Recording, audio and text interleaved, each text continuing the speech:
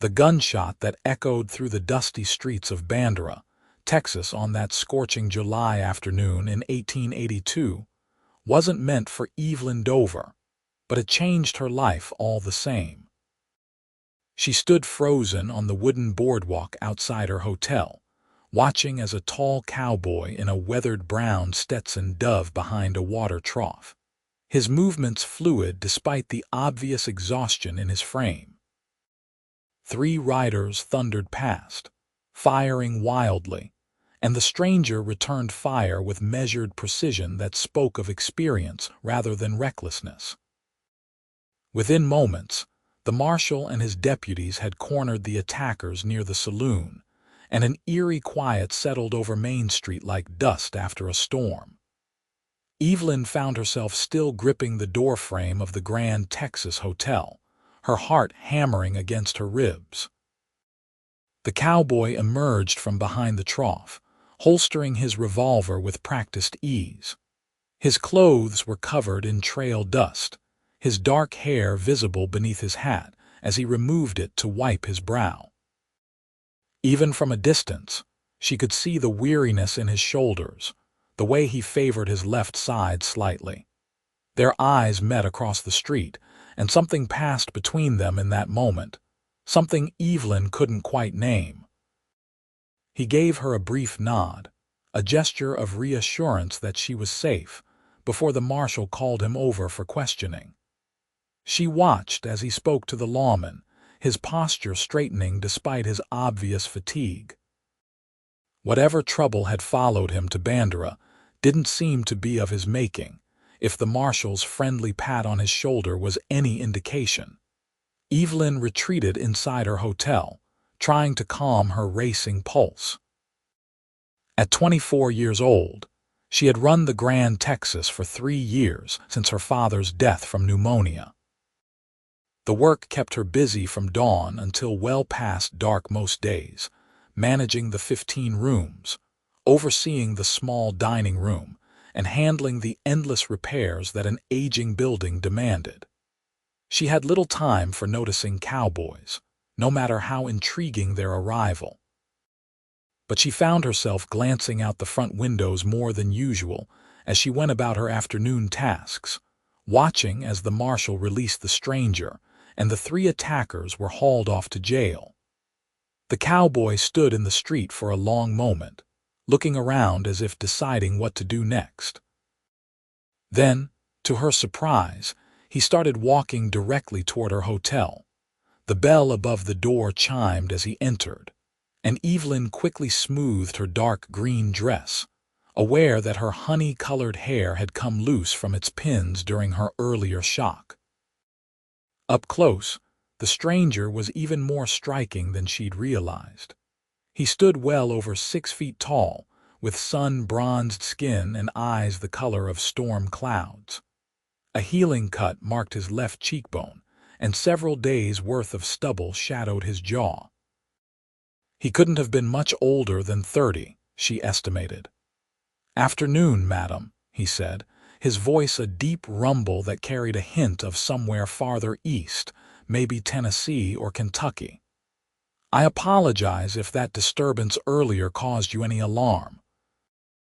Those men have been tracking me since San Antonio, and I'd hoped to lose them before reaching town." Evelyn straightened her shoulders, falling into the professional demeanor that had served her well as a hotel proprietor. "Are you looking for a room?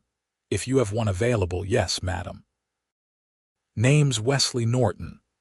He reached into his vest pocket and pulled out a leather wallet, showing her he had money to pay. "I'm Evelyn Dover. I own the Grand Texas." She turned the guest register toward him, offering a pen. "How long will you be staying?"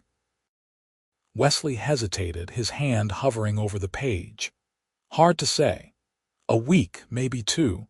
I'm looking for work, and I heard there might be ranches hiring in the area."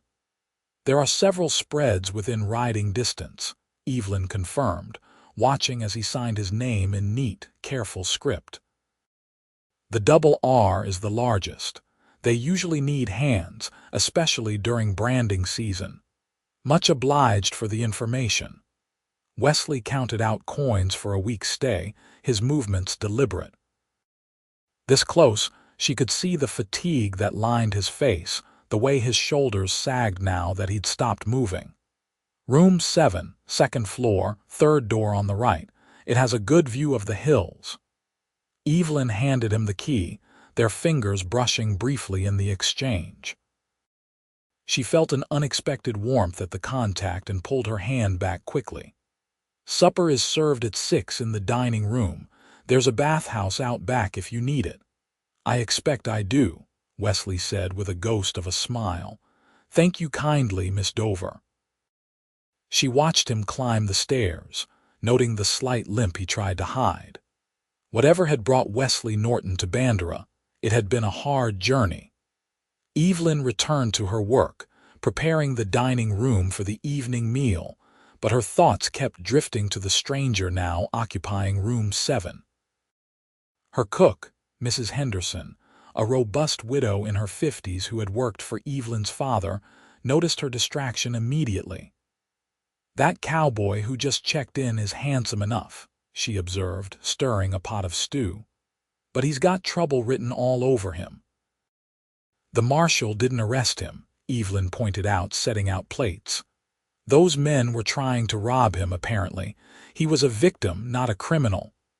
Still, a woman running a hotel alone can't be too careful. Mrs.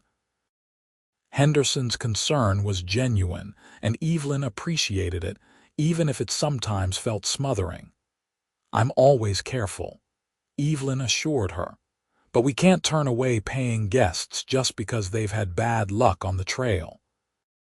By 6 o'clock, the dining room held its usual mix of guests and local regulars who preferred Mrs. Henderson's cooking to the saloon's offerings. Wesley appeared precisely on time, cleaned up and freshly shaved, wearing a different shirt that was only slightly less worn than his travel clothes. The transformation was remarkable. Without the layer of trail dust, his features were refined, almost aristocratic. Several of the other diners, particularly the young schoolteacher boarding in room 3, took notice. Evelyn found herself paying closer attention to Wesley's table than strictly necessary, refilling his coffee before he asked, ensuring his plate was properly filled. He ate with good manners but evident hunger, and when he complimented Mrs. Henderson on the meal, the older woman's protective stance softened slightly. "You planning to stay in Bandera long?" asked Mr. Garrett, a cattle buyer who was a regular guest. He sat at the next table, clearly curious about the newcomer. "Depends on whether I can find work," Wesley replied, courteous but not overly friendly. "I'm a fair hand with horses and cattle, and I'm not afraid of hard labor." "The Double R is always hiring," Mr. Garrett confirmed. "Head out there tomorrow, ask for the foreman, Tom Blakely. Tell him I sent you." "I appreciate that, sir." Evelyn collected empty plates, listening to the conversation while trying to appear busy. She learned that Wesley had worked on ranches in Oklahoma and Kansas before drifting south, that he was unmarried, and that he had a way with difficult horses that made him valuable wherever he went. He volunteered little about his past beyond the basics, deflecting more personal questions with polite but firm redirection. After supper, most of the guests retired to their rooms or headed to the saloon for evening entertainment. Evelyn was wiping down tables when Wesley approached, hat in hand. "Miss Dover, I wanted to thank you properly for the hospitality. This is the first real bed and hot meal I've had in near about 3 weeks. That's what I'm here for, Mr. Norton." She wrung out her cloth, aware of how close he stood. He smelled of soap and leather now, the trail dust washed away. Still, not every proprietor would have been so welcoming after the excitement earlier. Some would have turned me away, worried about my troubles following me through their door. Evelyn met his gaze directly. "The marshal said those men are locked up tight. Are you expecting more trouble?" "No, madam. They were bounty hunters who had the wrong man. Case of mistaken identity. The marshal sent a telegram to San Antonio to confirm my story, and it checked out. I'm clear. Then you're welcome to stay as long as you need. She paused, then added, the town could use more honest men willing to work. Something flickered in Wesley's storm-gray eyes, an emotion she couldn't quite read. I aim to be exactly that, Miss Dover, a man who works honest and keeps his word. He bid her good night and headed upstairs, leaving Evelyn with a strange flutter in her chest that she couldn't explain. She finished her evening tasks, locked up the hotel, and climbed to her own room on the second floor, at the opposite end of the hall from Wesley's. Through her window, she could see the lights of Bandera settling into nighttime quiet, hear the distant music from the saloon. Sleep didn't come easily. She found herself thinking about the way Wesley had looked at her, the depth in his eyes that suggested a complicated past. She thought about his careful manners, the way he'd thanked Mrs. Henderson, the slight limp he tried to hide. He was a puzzle she wanted to solve, which was dangerous. Evelyn had worked too hard building her life here to let a handsome drifter distract her from her responsibilities. But when she finally slept, her dreams were filled with storm-gray eyes and a voice like distant thunder. The next morning dawned hot and clear, the Texas sun already burning by the time Evelyn came downstairs at 5:30 to help Mrs. Henderson prepare breakfast. Wesley was one of the first guests to appear, looking rested despite the early hour. Coffee's fresh, Evelyn offered, pouring him a cup before he could ask. You're up early, Wesley observed, accepting the cup with a grateful nod. Hotel doesn't run itself. We serve breakfast from 6 to 8. You do all the work yourself. Mrs. Henderson helps with cooking and cleaning. I have a boy, Tommy, who comes in to handle heavy lifting and repairs. But yes, mostly it's just me. Wesley took a sip of his coffee, studying her over the rim. That's a lot for one person. Evelyn shrugged, cracking eggs into a pan. It's what needs doing. My father left me this place, and I intend to keep it running. He'd be proud, I imagine. You run a tight ship. The compliment warmed her more than it should have. What about your family, Mr. Norton? Anyone waiting for you somewhere? A shadow crossed his face. No, madam. Lost my parents to cholera when I was 16. Been on my own since. I'm sorry, that's hard, being alone so young. You lost your father young too, sounds like. I was 21. Old enough to take over, but it wasn't easy. She plated his eggs with bacon and fresh biscuits. He taught me the business, at least. I wasn't completely unprepared. They fell into a comfortable silence as Wesley ate and Evelyn prepared for the other guests who would be arriving soon. She found herself appreciating his quiet presence, the way he didn't feel the need to fill every moment with talk. I'm heading out to the Double R this morning, Wesley said as he finished. If you need anything from that direction while I'm out, I'd be happy to help. That's kind of you, but I manage. Evelyn refilled his coffee. Good luck with the job. Thank you, Miss Dover. He left shortly after, and Evelyn tried not to watch through the window as he rode out on a sturdy bay gelding he must have retrieved from the livery. The horse moved well under him, responding to subtle cues that showed Wesley's skill in the saddle. The morning passed in its usual rhythm of serving breakfast, changing linens, and handling the endless small tasks that kept a hotel functioning.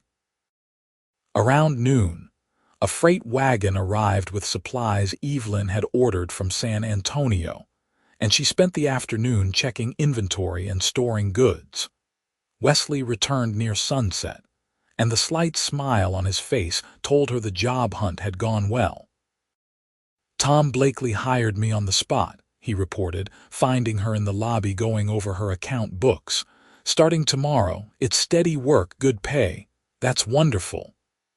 Evelyn felt genuinely pleased for him.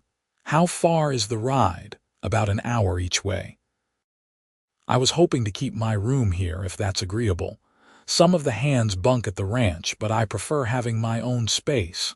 Of course, you've paid through the week already. I'd like to extend that. Pay monthly if you'll have me. Evelyn's heart did an unexpected skip. A month meant Wesley would be staying in Bandera, becoming part of the community rather than just passing through.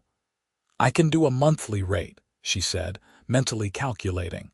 $20, meals included. Fair price. Wesley counted out the money, their fingers brushing again as he handed it to her. This time, neither pulled away quite as quickly.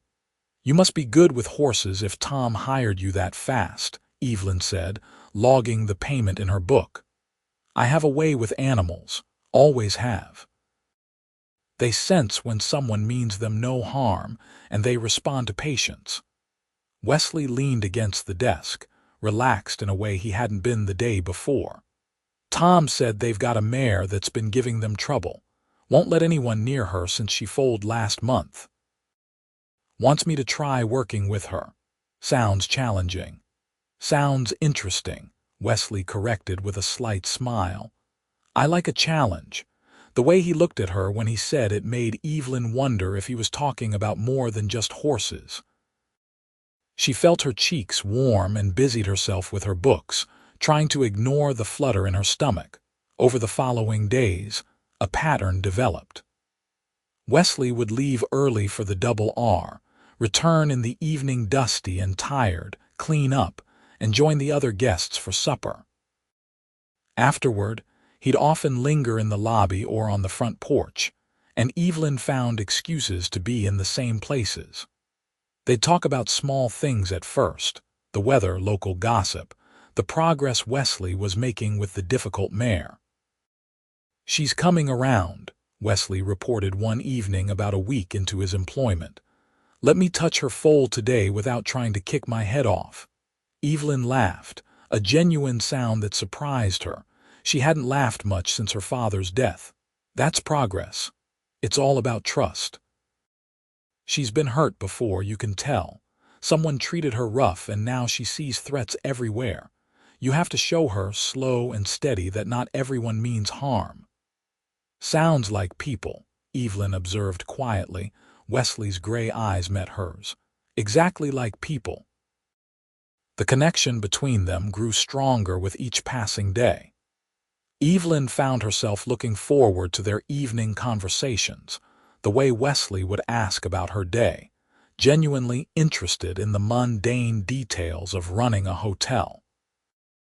He helped when he could, carrying heavy crates, fixing a loose step on the front porch without being asked, charming Mrs. Henderson with his appreciation for her cooking. That man's courting you, Mrs. Henderson announced one afternoon while they prepared vegetables in the kitchen. He's doing no such thing, Evelyn protested, though her racing heart betrayed her hope that maybe the cook was right. He watches you like you're the only person in the room, finds reasons to be near you. That's courting, whether he said the words or not. We're just friendly. He's a guest. Hum. Mrs. Henderson's skepticism was evident. And you just happen to wear your best dress on the nights you know he'll be here for supper.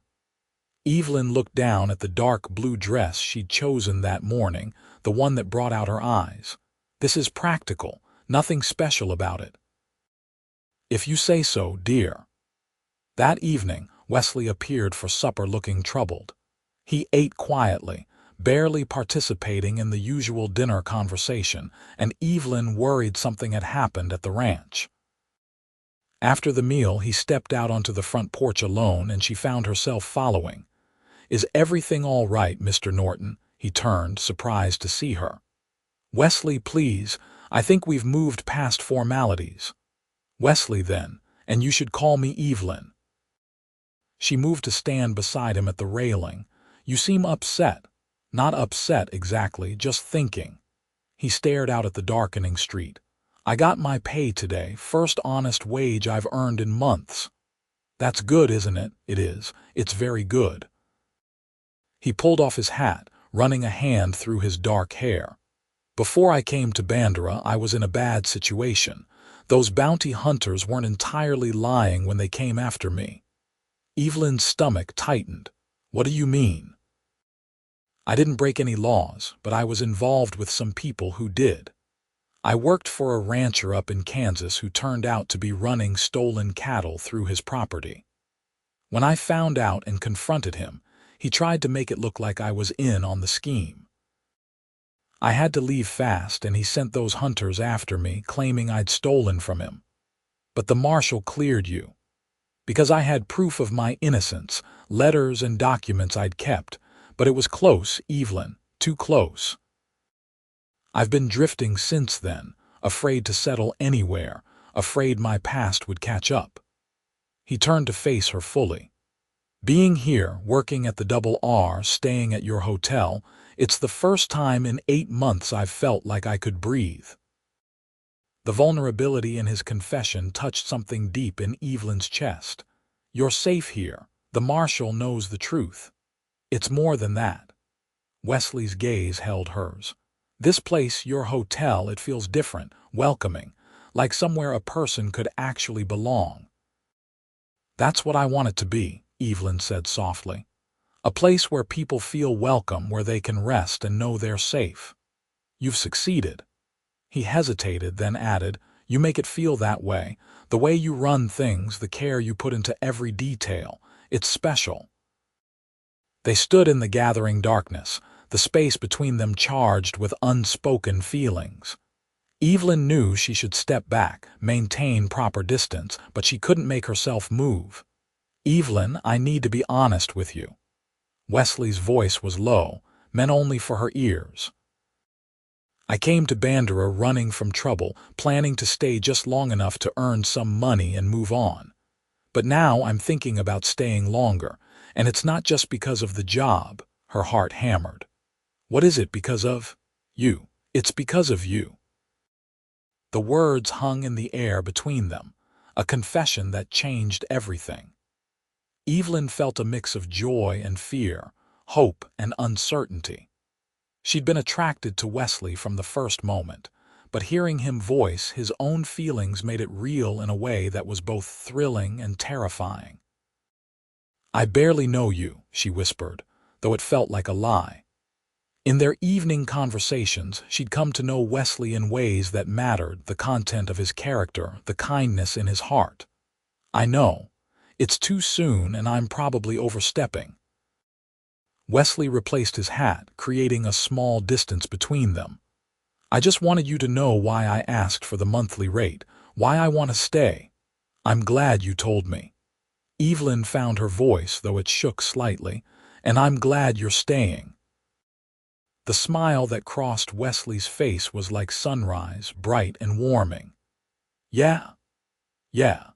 They stayed on the porch a while longer, talking about smaller things now, the intensity of the earlier confession giving way to easier conversation. When Evelyn finally went inside to finish her evening tasks, she felt as though she were floating. Mrs. Henderson took one look at her and said, "He told you how he feels." "Is it that obvious? Child, you're glowing like a lantern." "Yes, it's that obvious." Over the next 2 weeks, Wesley and Evelyn drew closer, though they maintained propriety in public. He'd bring her small gifts, wildflowers picked on his ride home from the ranch, a book he thought she'd enjoy from the general store. She'd save him the best portions at meals, press his shirts when they needed it, find excuses to linger when she brought fresh towels to his room. The other hotel guests noticed, of course. The school teacher, Miss Caroline, who'd had her own eyes on Wesley, withdrew with disappointed grace. Mr. Garrett teased them good-naturedly about young love. Even the traveling salesman who cycled through the hotel's rooms commented on the obvious affection between the proprietor and the cowboy in room 7. One Saturday evening, the town held a dance in the community hall, a monthly social event that Evelyn usually attended but never enjoyed. She spent most dances managing refreshments or talking with the older women, rarely taking the floor herself. "Would you do me the honor of accompanying me to the dance tonight?"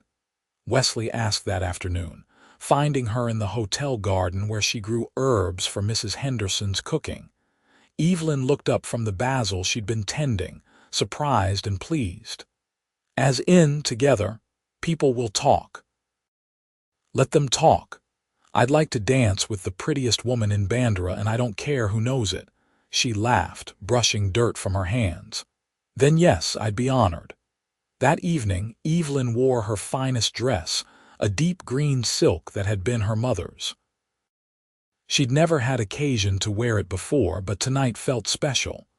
When Wesley saw her, his expression made the hours of preparation worthwhile. "You're beautiful," he said simply, offering his arm. The dance was held in the same hall where town meetings and church services took place, transformed now with bunting and lanterns. A local band played fiddles and guitars, and the floor was crowded with couples of all ages. Wesley led Evelyn into a waltz, his hand warm and steady at her waist.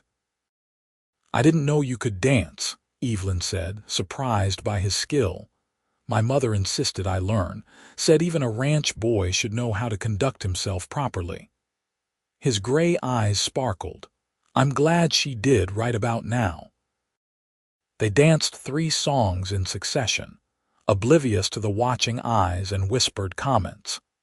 Evelyn felt like she was floating, the music and movement combining with Wesley's nearness to create something magical. When they finally took a break for refreshments, several townspeople approached to chat. "Good to see you enjoying yourself, Evelyn," said Mrs. Patterson, the banker's wife and one of Bandera's social arbiters. "It's been too long since you've taken time for pleasure." "Thank you, Mrs. Patterson." "And Mr. Norton, I hear you're working out well at the Double R. Tom Blakely speaks highly of your horsemanship." "I appreciate that, madam," Wesley replied with genuine modesty. They mingled for a while, Wesley fitting naturally into the social fabric of the town. Evelyn watched him charm the older women with his manners, earn respect from the men with his knowledge of ranching, and deflect the attention of younger, single women with polite but firm disinterest. It was clear to everyone present that his attention was focused solely on Evelyn. Later, they slipped outside for air, finding a quiet spot away from the crowded hall. The night was clear, stars brilliant in the vast Texas sky. Evelyn leaned against the building's wall, looking up at the constellations.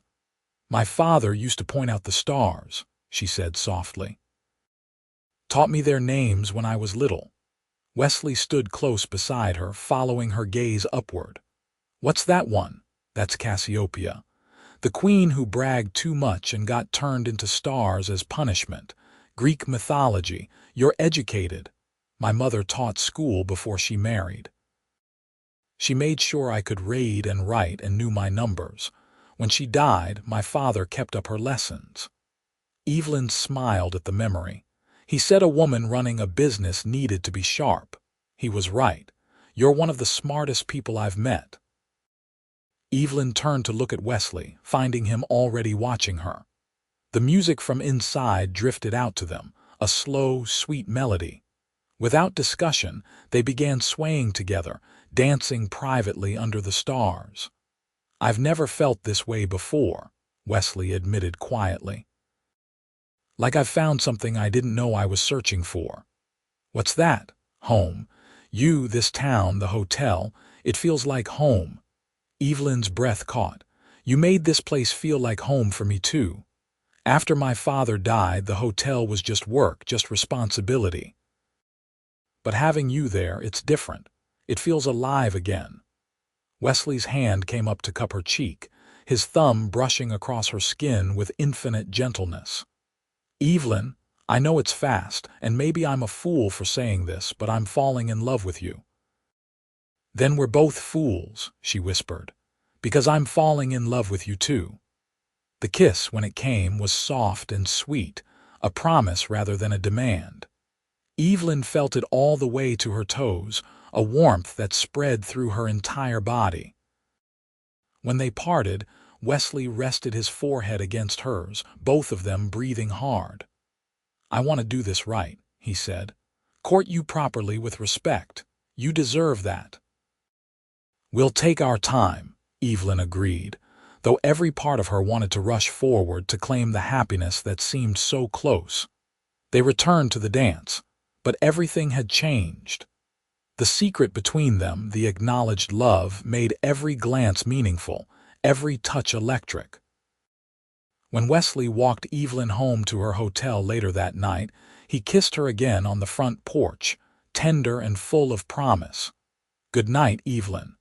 Good night, Wesley." She watched him head to the livery to stable his horse, then floated upstairs to her room, too happy to sleep. Through her window, she saw him return and enter the hotel, heard his footsteps pause outside her door for a long moment before continuing to his own room. The knowledge that he was near, that he loved her as she loved him, filled her with a contentment she'd never known. The following weeks were among the happiest of Evelyn's life. Wesley courted her with old-fashioned propriety, asking permission to call on her formally, bringing her flowers, taking her on chaperoned picnics with Mrs. Henderson along to observe propriety. The whole town watched their romance bloom, most with approval, some with envy, but all with interest. At the Double R, Wesley's reputation grew. He'd successfully gentled the difficult mare, and Tom Blakely gave him increasing responsibility. There was talk of making him assistant foreman, a position that would mean better pay and more security. "Tom offered me the job officially today," Wesley told Evelyn one evening in late September. They sat on the hotel's porch swing, a respectable distance between them but hands clasped where no one could see. "That's wonderful. You deserve it. It means I can start thinking about the future more seriously, about settling down permanent-like." He squeezed her hand. "About maybe getting married someday." Evelyn's heart raced. "Is that a hypothetical, or are you asking something specific?" Wesley turned to face her fully, his gray eyes serious. "It's too soon to ask the specific question, I know that. We've only known each other 2 months. But I want you to know my intentions are serious, Evelyn. When I think about my future, you're in every part of it." "You're in mine, too," she confessed. "I can't imagine the hotel without you anymore, can't imagine my life without you." "Then we're agreed. We're heading somewhere together, you and me." "We're agreed." They sat in comfortable silence, watching the sun set over Bandera's dusty streets.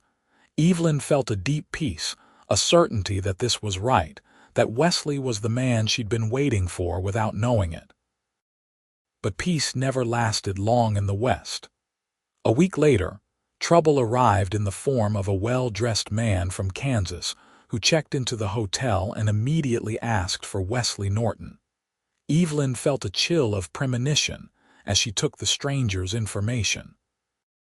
His name was Richard Caldwell, and he carried himself with the arrogance of wealth and power. "Mr. Norton isn't here currently," Evelyn said carefully. "He works at the Double R Ranch during the day." "I'll wait," Caldwell said, his smile not reaching his cold eyes. "We have business to discuss." When Wesley returned that evening, Evelyn caught him before he entered the dining room. "There's a man here from Kansas says he needs to speak with you. Richard Caldwell." Wesley's face went pale. "Caldwell's here, in Bandera. You know him. He's the rancher I worked for. The one who ran the stolen cattle operation." Wesley's jaw tightened. "What does he want?" He wouldn't say. Just that he'd wait to speak with you. Wesley found Caldwell in the dining room, sitting at a corner table with a whiskey. Evelyn hovered nearby, not even pretending to give them privacy. If this man threatened Wesley, she wanted to know. "Norton," Caldwell greeted him coolly. "You're looking well. Rural Texas seems to agree with you." "What do you want, Caldwell?" "Just to talk, to clear the air." Caldwell gestured to the empty chair across from him. "Sit, have a drink." "I don't drink with thieves." Strong words from a man who's built his new life on running away. Caldwell's voice remained pleasant, but his eyes were hard. I could ruin that, you know. One word in the right ears about your involvement in my operation. I wasn't involved, and you know it. The marshal here has documentation proving my innocence. Documentation can be questioned. Witnesses can be bought. I have resources you can't match, Norton. Wesley's hands clenched into fists. What do you want? I want you to come back to Kansas. Work for me again. Keep your mouth shut about what you know. Never. Then I'll destroy you. I'll make sure no rancher in Texas will hire you. I'll spread word that you're a cattle thief, a liar, and a cheat. By the time I'm done, you'll be lucky to find work mucking stables. Evelyn stepped forward, unable to stay silent any longer. Get out of my hotel. Caldwell turned his cold gaze on her. And who might you be? The owner. And you're no longer welcome here. I've paid for a week. I'm refunding your money. Get out now, or I'll fetch the marshal. Caldwell stood slowly, his smile now openly threatening. Protective of your pet cowboy, are you? How touching. I wonder what you'll think when his past catches up with him. His past is no concern of mine, and you're the only thing catching up with him. Now leave. For a moment, Evelyn thought Caldwell might refuse, but something in her expression must have convinced him she meant business. He left cash on the table for his whiskey and headed for the stairs to collect his belongings. Wesley touched Evelyn's arm gently. You didn't have to do that. Yes, I did. I won't have someone threatening you under my roof. He meant what he said. He has the money and connections to make life difficult for me. Then we'll deal with it together. Caldwell returned with his bags, and Evelyn counted out his refund with crisp efficiency. There's a hotel in the next town over, about 10 miles east. I suggest you try there. After Caldwell left, Wesley sank into a chair, his head in his hands. This is bad, Evelyn. He won't just go away. Then we'll fight him. We'll talk to the marshal, get statements from Tom Blakely about your character, gather evidence of your innocence. You don't understand. Men like Caldwell don't play fair. He'll twist everything, make lies sound like truth. Evelyn knelt beside Wesley's chair, taking his hands in hers. Listen to me. You are a good man, an honest man. I know that, the marshal knows that, everyone in Bandera who's met you knows that. Some rich rancher from Kansas can't change the truth. Wesley looked at her, his gray eyes full of fear and hope tangled together. You still want to be associated with me, even with this hanging over my head, especially with this hanging over your head. I'm not abandoning you because things get difficult, Wesley. That's not who I am. He pulled her up and into his arms, holding her tight. I don't deserve you. Yes, you do. And we're going to prove Caldwell's a liar and send him back to Kansas with his tail between his legs. But proving anything turned out to be more complicated than Evelyn anticipated. Over the next several days, Caldwell spread poison through Bandera, talking to anyone who would listen about Wesley's alleged involvement in cattle theft. He was smooth and convincing, his expensive clothes and educated manner lending credibility to his lies. Some people believed him. Mr. Garrett, who'd been friendly before, now avoided Wesley. A few of the other hotel guests requested different dining times so they wouldn't have to eat with a possible criminal. Even Tom Blakely called Wesley in for a difficult conversation about the allegations. I don't believe Caldwell, Tom said plainly. I've worked with you long enough to know your character, but the ranch owner heard the stories and he's nervous, wants me to put you on probation until this gets sorted. I understand, Wesley said quietly. I appreciate you standing by me. You've earned it. Just keep your head down and do your work. Truth will out eventually. But would it? Evelyn watched Wesley struggle with the weight of accusation, saw him grow quieter, more withdrawn. He still stayed at the hotel, but he avoided common areas, taking meals in his room to escape the stares and whispers. Evelyn refused to let him isolate himself completely. She brought his meals personally, sat with him while he ate, talked about everything and nothing to keep his spirits up. "You should distance yourself from me," Wesley said one evening, pushing food around his plate without eating. "I'm harming your reputation, your business. My business is fine, and my reputation can handle being associated with an honest man falsely accused. Some of your guests have left." "Then they weren't worth having." Evelyn took his hand firmly. "Wesley Norton, look at me. I love you. That doesn't change because some liar spreads rumors. I'm with you no matter what." The words, the first time she'd said them so directly, seemed to break something in Wesley. He pulled her close and she felt his shoulders shake. "I love you too, so much. I just hate that my past is affecting you. Our pasts make us who we are. Yours made you strong, made you honest. I wouldn't change that." Marshall Davis proved to be a strong ally. He investigated Caldwell's claims thoroughly, sending telegrams to Kansas, interviewing Wesley extensively, reviewing all the documentation Wesley had saved. After a week of investigation, he called a town meeting to present his findings. The community hall was packed. Evelyn sat in the front row, Mrs. Henderson beside her for support. Wesley stood near the marshal's table, his face carefully neutral. Caldwell sat in the back, confident and relaxed. "I've completed my investigation into the allegations against Wesley Norton," Marshall Davis announced. "And I'm here to tell you all that Mr. Norton is completely innocent of any wrongdoing." A murmur ran through the crowd. Caldwell's confident expression faltered slightly. The documentation Mr. Norton provided, along with testimony from his former colleagues in Kansas and financial records I obtained from the Territorial Marshal's office, prove beyond doubt that Richard Caldwell was running a cattle theft operation. When Mr. Norton discovered this and threatened to report him, Caldwell attempted to frame him for the crimes. The marshal held up a sheaf of papers. "I have signed statements from 3 other ranch hands who worked for Caldwell and witnessed his illegal activities. I have bank records showing Caldwell receiving payment for stolen cattle, and I have a warrant for Caldwell's arrest, issued by the Kansas Territorial Court." The crowd erupted. Caldwell stood, moving toward the door, but 2 deputies blocked his exit. Within moments, he was in handcuffs, his face red with rage. "This is a farce," Caldwell shouted. "Norton is a liar and a thief." "No, sir, you are," Marshall Davis said calmly, "and you're going back to Kansas to face justice."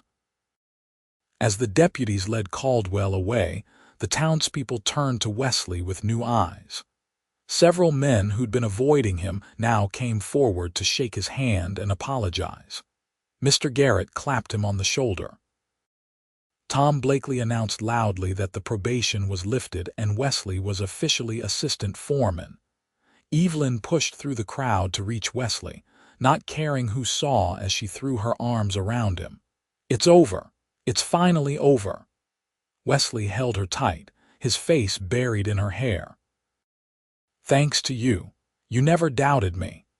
I never could." That night, the hotel filled with people wanting to show support for Wesley and Evelyn both.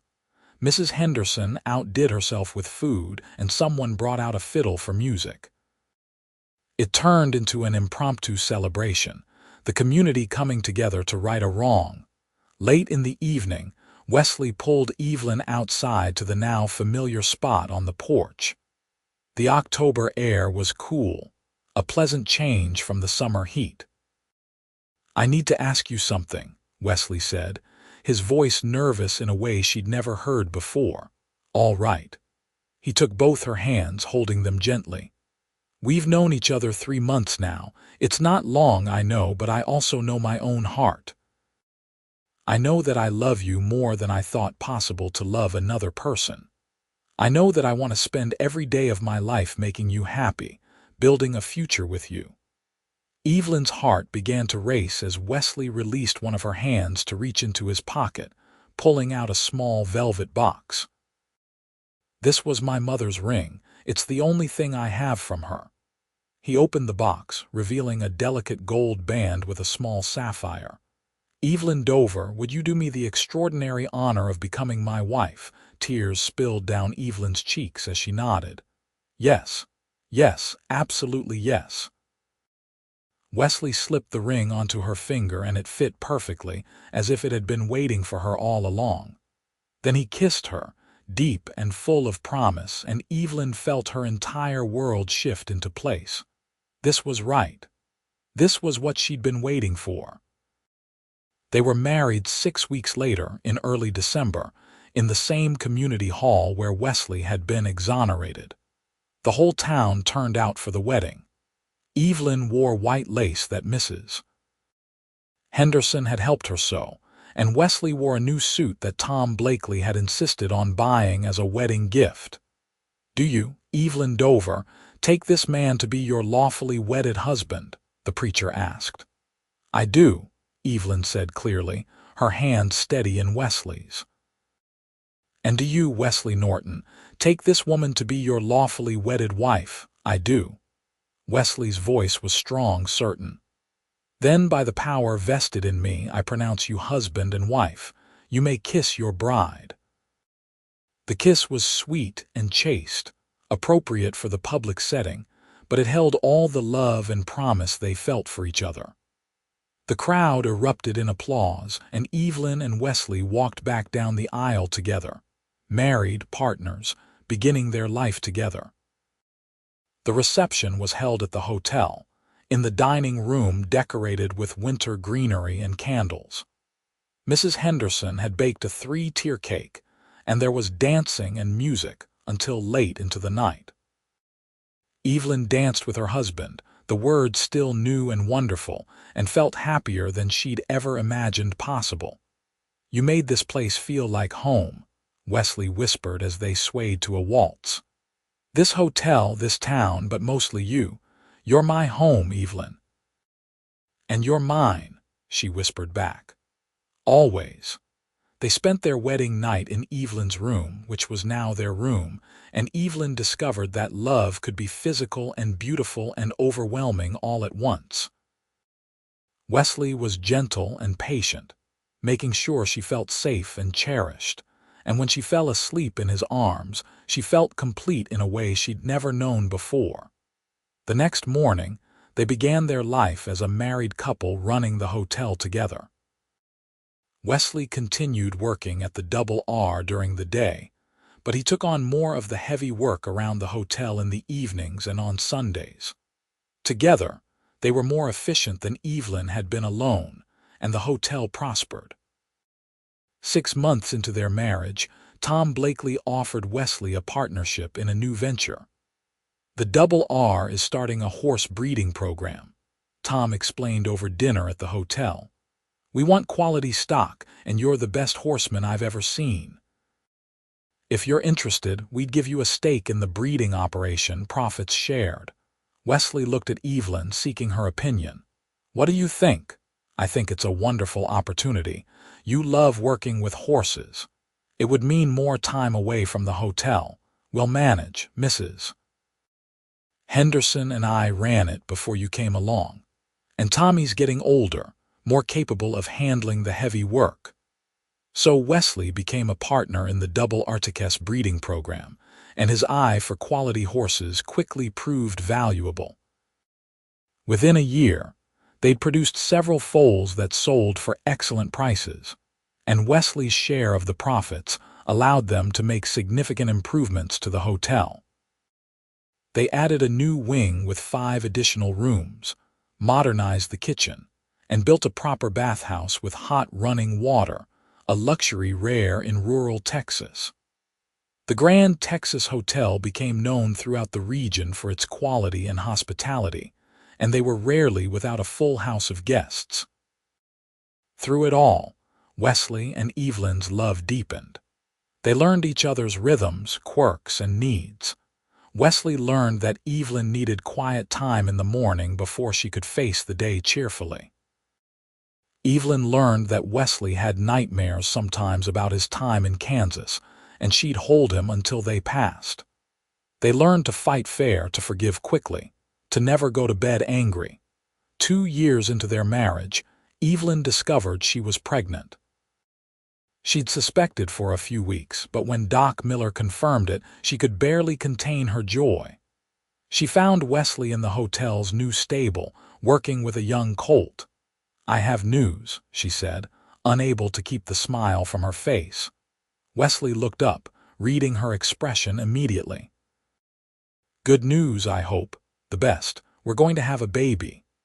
The joy that lit Wesley's face was like sunshine. He picked Evelyn up and spun her around, laughing, then set her down gently, suddenly cautious. "Should I not have done that? I don't want to hurt you or the baby. We're fine." Healthy and strong, according to Doc Miller. Wesley's hand came to rest on her still flat stomach, his touch reverent. "A baby, our baby. Are you happy?" Happy doesn't begin to cover it. Terrified, thrilled, grateful, all of it at once. He kissed her softly. "You've given me everything, Evelyn. A home, a purpose, love, and now a family. I don't know what I did to deserve this, but I'm grateful every day." "You deserve all of it," Evelyn assured him. "You're a good man, Wesley Norton, the best man I know." The pregnancy progressed smoothly. Evelyn continued working at the hotel through her 6th month, then reluctantly agreed to limit her activities as she grew larger. Mrs. Henderson fussed over her constantly, making sure she ate properly and rested enough. Wesley was attentive to the point of being overprotective, but Evelyn found his concern endearing rather than smothering. In early spring of 1885, on a mild April morning, Evelyn went into labor. Doc Miller was summoned, along with Mrs. Henderson and 2 other women experienced in childbirth. Wesley paced the hallway outside their bedroom, being banished from the birthing room as was customary, though he hated being separated from Evelyn. The labor lasted 8 hours, long enough for Wesley to wear a path in the hallway carpet. Finally, just before sunset, he heard the sound he'd been waiting for, a baby's cry, strong and healthy. Mrs. Henderson emerged beaming. "You have a son, Wesley. A beautiful, healthy boy, and Evelyn's fine, tired but fine." Wesley rushed into the room, finding Evelyn propped up in bed, exhausted but radiant, holding a small bundle wrapped in soft blankets. She looked up as he entered, her smile brilliant. "Come meet your son," she said softly. Wesley approached slowly, almost reverently. The baby was tiny, red-faced and wrinkled, with a shock of dark hair. His eyes were closed, but as Wesley watched, they opened briefly, revealing a gray color that might darken or might stay storm cloud-colored like his father's. "He's perfect," Wesley breathed. "Absolutely perfect." "We need to name him," Evelyn said. "What do you think of William? After your father." Wesley's eyes filled with tears. "You do that, of course. Your parents would have loved to meet their grandson. This way they're remembered." "William Norton," Wesley said, testing the name. "It's good." "Strong." He sat on the edge of the bed, wrapping his arms around his wife and son, his family, and felt a contentment so deep it bordered on overwhelming. This was everything he'd never dared to dream of: a loving wife, a healthy child, a home and community where he belonged. Little William proved to be a good baby, healthy and generally happy. He had his father's gray eyes and his mother's honey-colored hair, a perfect blend of both parents. Wesley was a devoted father, rising in the night to help with feedings, changing diapers without complaint, spending hours just watching his son sleep. As William grew into a toddler, the hotel grew along with him. Wesley's partnership in the horse breeding program continued to flourish, and they invested the profits back into the business. They added a formal dining room separate from the guest dining area, allowing them to host private events and parties. The Grand Texas became the social center of Bandera, hosting weddings, anniversary celebrations, and community gatherings. When William was 3, Evelyn became pregnant again. This time, she knew what to expect and felt more confident. The pregnancy was easier than the first, and in late winter they welcomed a daughter, Emily, who had Wesley's dark hair and Evelyn's bright blue eyes. "Our family's complete," Evelyn said, holding Emily while William played nearby, carefully supervised by Mrs. Henderson. "A boy and a girl, perfect."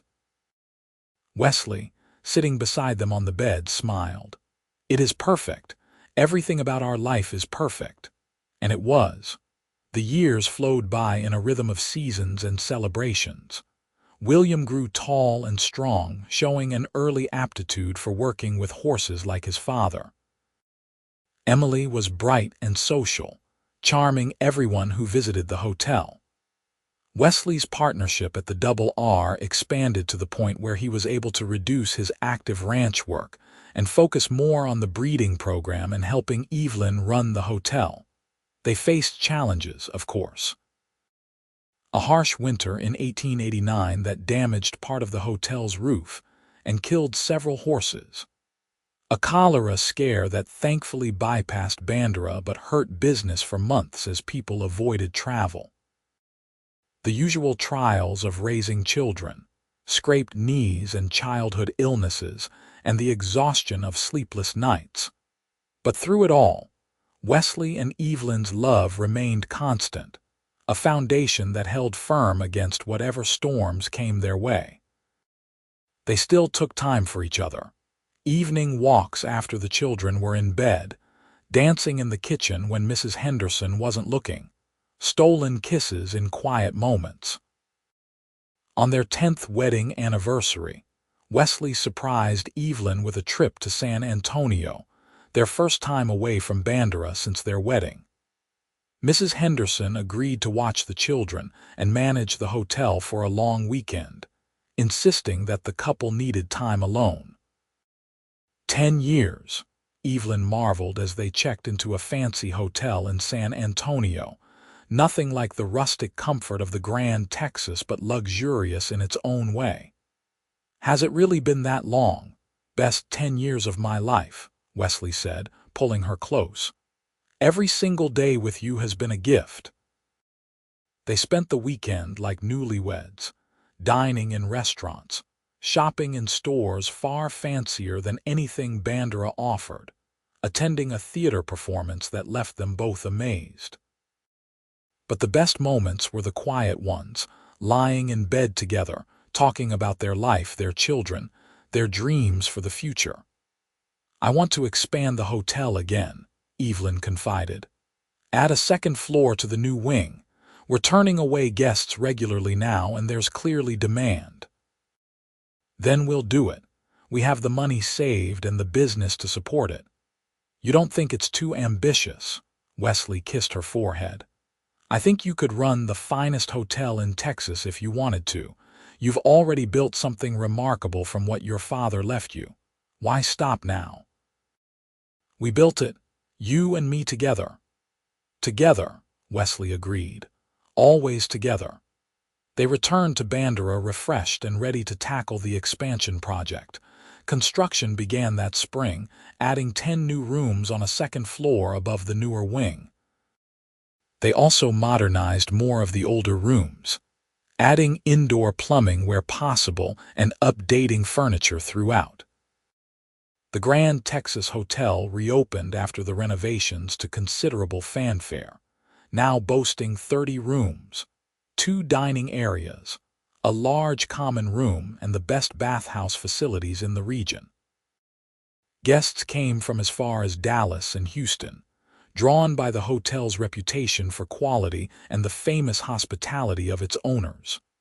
William, now 12, began helping around the hotel in earnest, learning the business from the ground up as his mother had.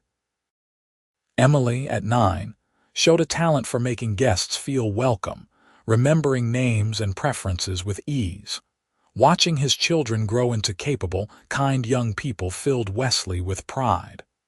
"They're good kids," Tom Blakely observed one evening, visiting for supper as he often did.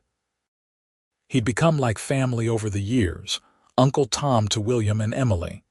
"You've raised them well." "They've had good examples," Wesley said, watching Evelyn help Emily set tables in the dining room. "Evelyn's taught them kindness and hard work. Mrs. Henderson's taught them honesty and faith. They've grown up surrounded by people who care about them." "That includes you. Don't sell yourself short," Wesley smiled. "I try. It's still amazing to me sometimes that this is my life, that I have this family, this home. You've built something real here, Wesley. Something that'll last beyond you, through your children and their children." It was true. The Grand Texas Hotel had become an institution, and the Norton family was woven into the fabric of Bandera. When the town needed funds for a new school building, Evelyn and Wesley were the first to donate. When drought threatened local ranchers, Wesley used his connections to help arrange better prices for their remaining cattle. When families fell on hard times, Evelyn quietly extended credit at the hotel, often forgiving debts she knew couldn't be repaid. They gave back to the community that had embraced them, and the community responded with loyalty and love. On a warm evening in June of 1895, as Evelyn and Wesley sat on their front porch watching the sunset, she leaned against his shoulder with a contented sigh. "What are you thinking about?" Wesley asked, his arm coming around her shoulders. "About that first day you walked into my hotel, dusty and tired and running from trouble. Not my finest moment. I don't know, I thought you were handsome, intriguing." She smiled at the memory. "I had no idea you'd become everything to me." "The feeling's mutual. I came to Bandera looking for work and a place to hide, found a home instead, found you. You made this place feel like home," Evelyn said softly, echoing words from long ago. "This hotel was just a building, just a business, but you walked in and made it feel alive." "Made me feel alive." Wesley turned to look at her fully, his gray eyes warm with love. "You did the same for me. I was just drifting, running, surviving. You gave me a reason to stay, to build something lasting.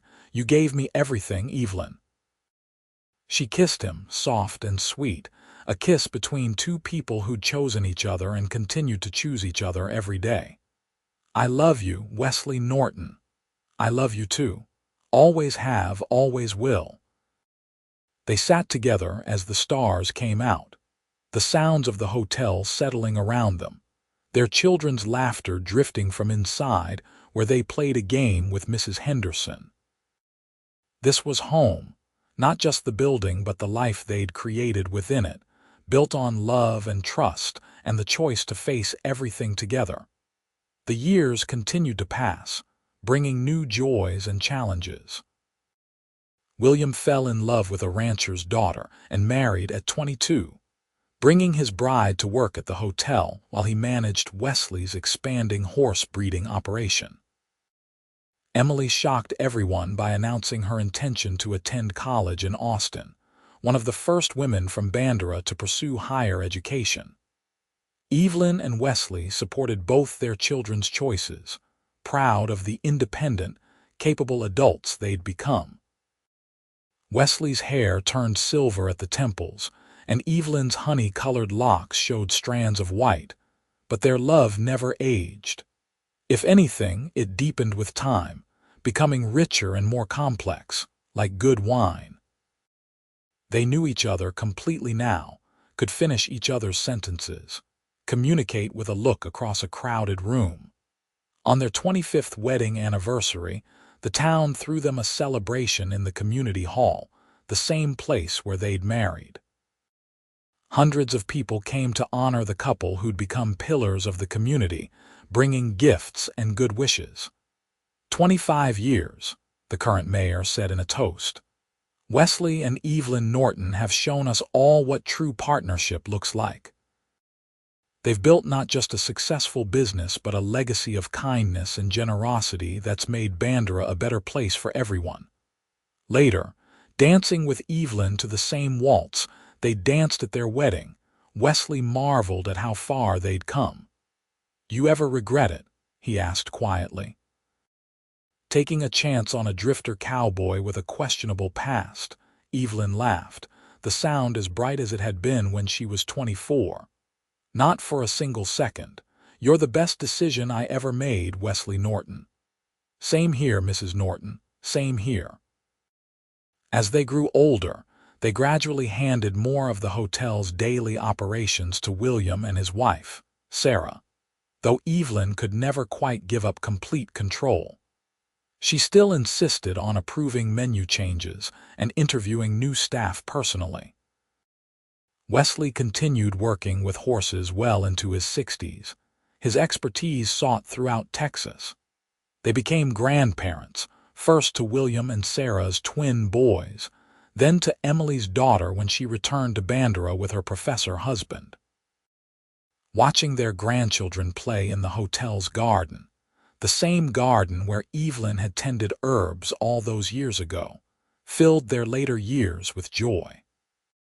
"We've been blessed," Evelyn said one evening as they sat on their porch, now in their late 60s, watching their grandchildren chase fireflies. "More than I ever imagined possible." "Agreed," Wesley said, his hand finding hers as naturally as breathing. "Though I knew from the moment I met you that you'd bring me blessings. You've always had that light about you. You brought light to me too, made everything brighter better." They sat in comfortable silence, the kind only possible between two people who'd shared a lifetime together. The Grand Texas Hotel stood solid behind them, expanded and modernized over the years, but still fundamentally the same building where their love story had begun. 3 generations of Nortons now called it home, and it would continue beyond them, a legacy of love and hard work.